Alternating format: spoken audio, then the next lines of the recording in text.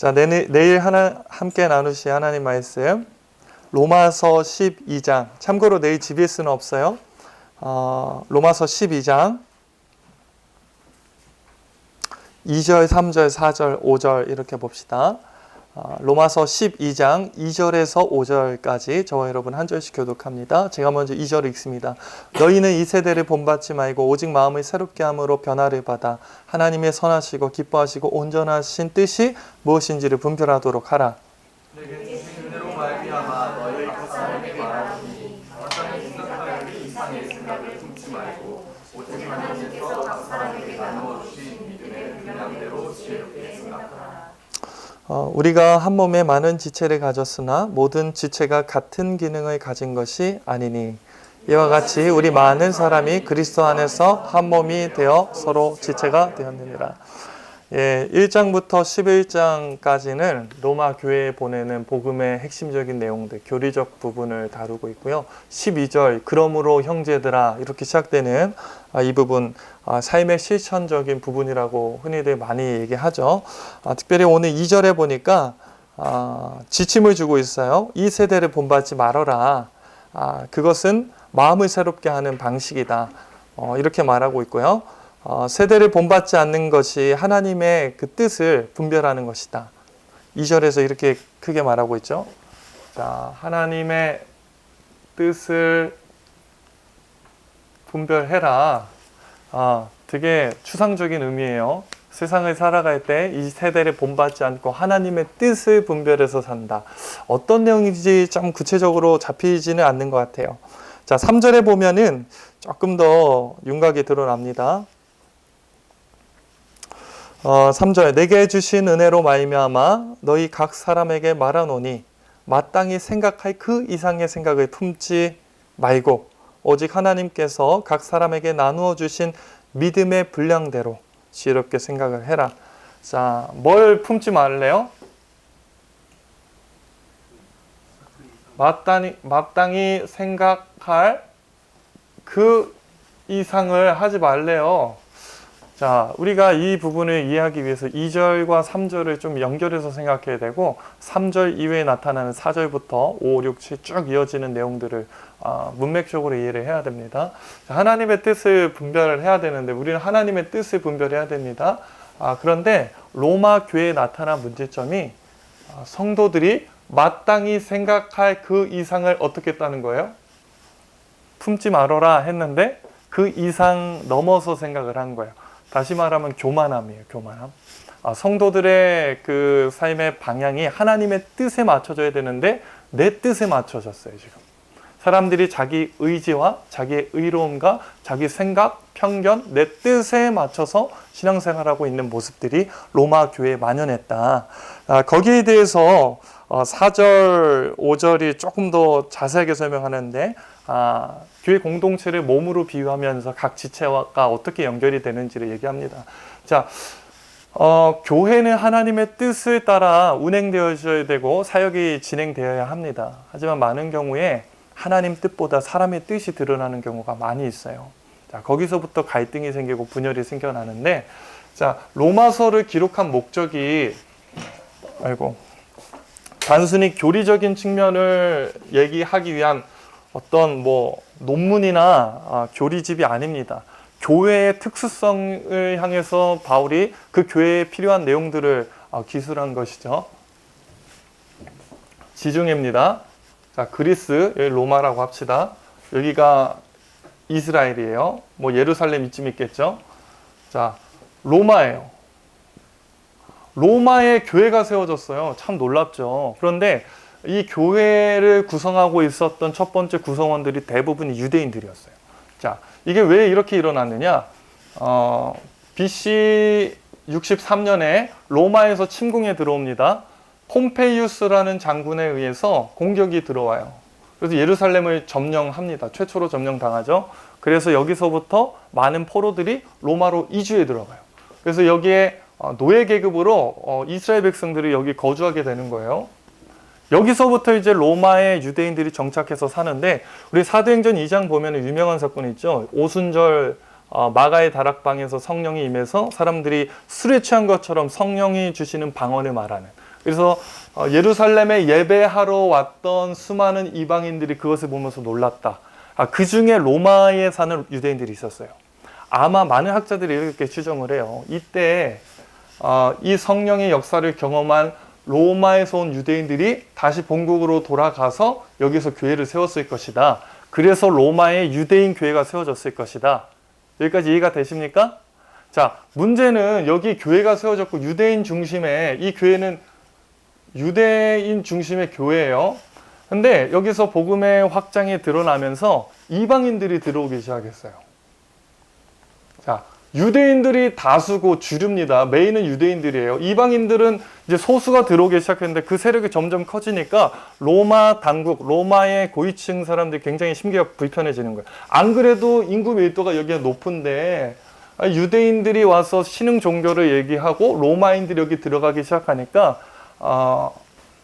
때가 폼페이우스 AD 49년에 클라디우스 황제죠. 유대인 추방 칙령을 내려요. 그 내용이 사도행전 18장이 나옵니다. 그 유명한 브리스길라 아굴라가 고린도로 정착하게 된 배경인데 우리 한번 찾아볼게요. 사도행전 18장 1절에서 2절.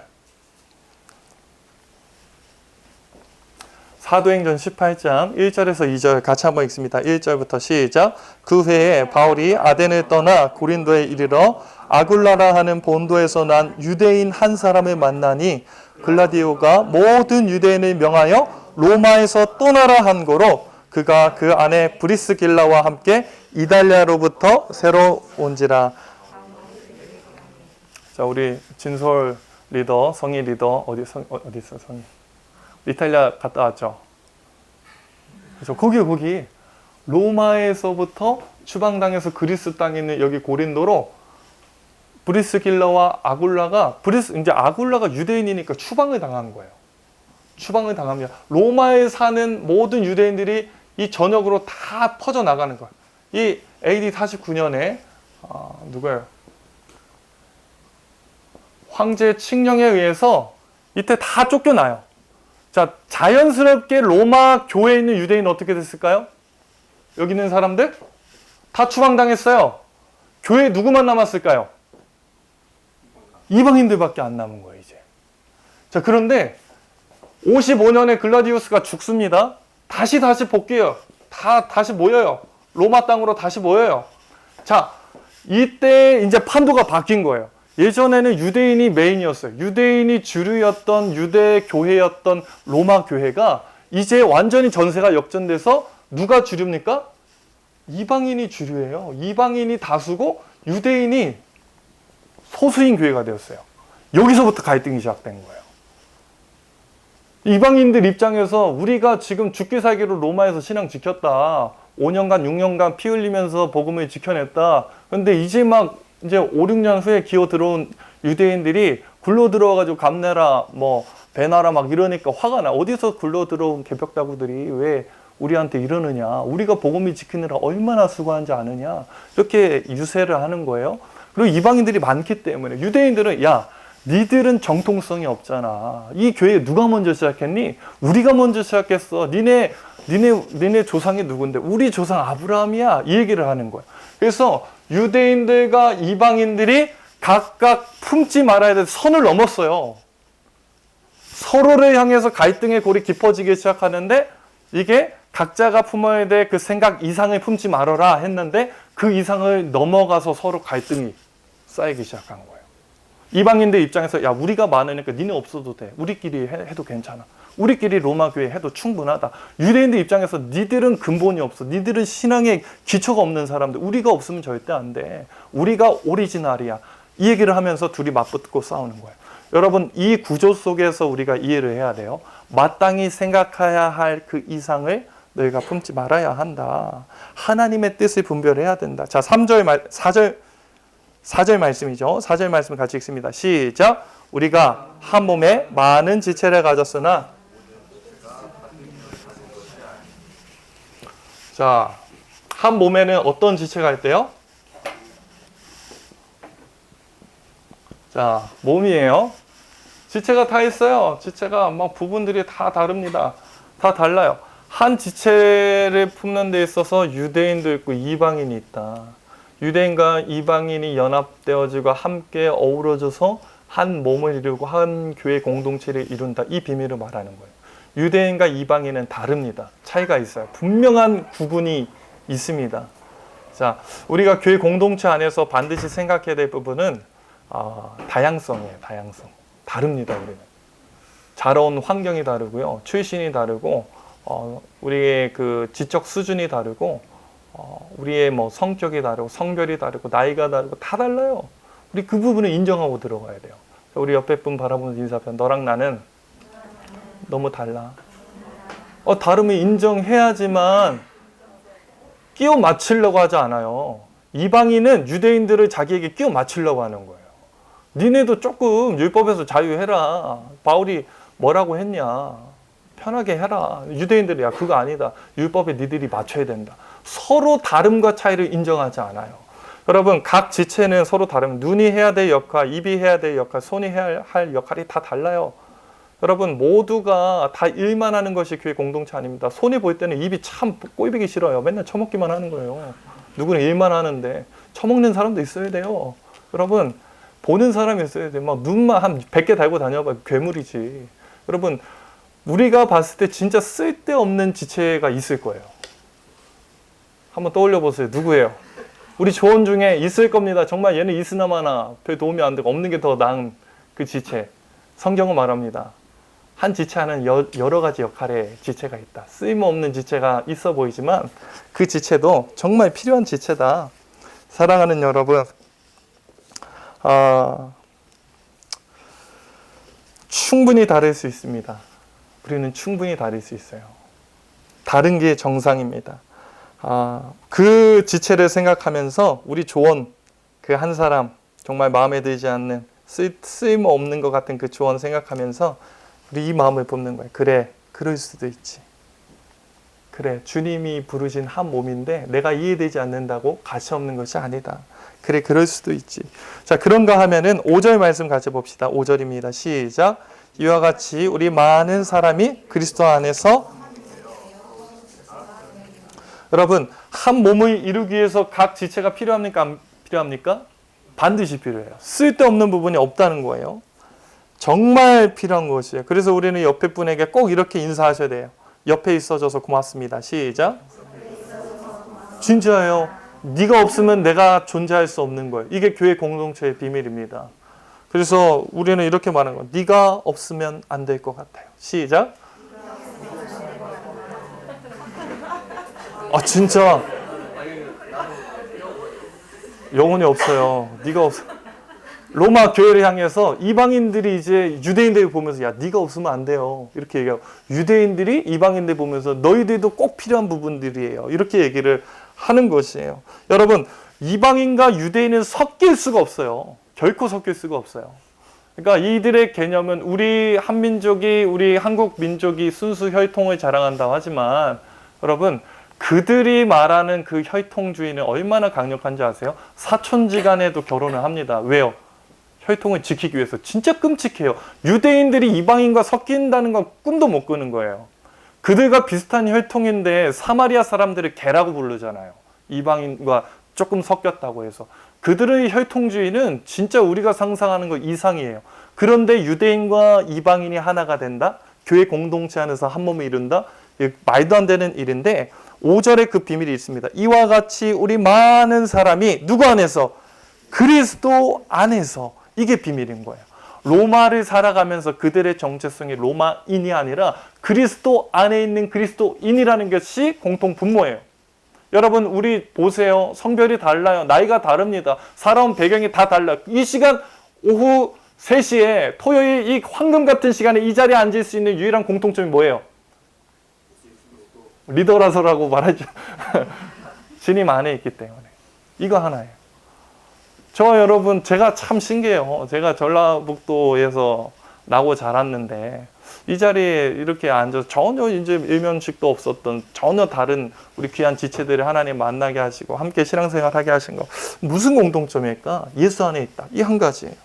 사랑하는 여러분 우리는 한 몸입니다. 유대인과 이방인이 정말 달라요. 달라도 너무 달라요. 섞일 수가 없지만 그리스도 안에서 한 몸이다 말합니다. 다시 한번 2절 말씀으로 돌아갑시다. 이 배경을 가지고 2절을 읽으면 조금 더 이해가 달라질 거예요. 자, 본문 2절 말씀 읽습니다. 시작. 너희는 이 세대를 본받지 말고 오직 마음을 새롭게 함으로 변화를 받아 하나님의 선하시고 기뻐하시고 온전하신 뜻이, 하나님의 뜻이 뭐예요? 이 세대는 각자 놀자는 거. 니랑 나랑 다르다. 니 따로 나 따로. 하지만 하나님의 뜻, 그 선하시고 온전하시고 그 아름다우신 그 뜻이 무엇일까요? 교회 공동체 하나됨, 연합됨. 내일 몇 명이 올지는 모르겠어요. 그게 주 관심사는 아니에요. 하나님의 주 관심사는 아니에요. 우리 안에 하나됨이 있는가 없는가? 하나님의 뜻을 분별함이 있는가 없는가? 마땅히 품어야 될 그 생각 이상의 교만함으로 너는 다르고 나는 이렇다. 섞여지지 않는 갈등과 그 깨어짐과 그 분열의 그 역사가 우리 가운데 넘쳐나지 있지는 않는가? 하나님께서 집중하고 계신 것은 바로 그 부분인 것 같아요. 사랑하는 여러분, 내일 이제 기수 모임 때 우리가 뭐 조별 모임이 아니라 내일 기수별로 흩어질 텐데 몇 명의 영혼이 됐든가 그거는 큰 문제가 아니에요. 만약에 오지 않을 수 있어요. 우리 기수에 이른 양이 오지 않을 수 있습니다. 실망하고 계실 거예요? 아니에요. 하나님의 뜻을 분명히 분별하십시오. 남아있는 기수원들을 최선으로 섬기시고 최선으로 사랑하시고 최선으로 연합하세요. 그 안에 하나님 주신 평강, 하나됨을 충만히 누리십시오. 그것이 하나님이 우리에게 원하시는 뜻이에요. 자, 이 시간 이 찬양으로 나아가겠습니다.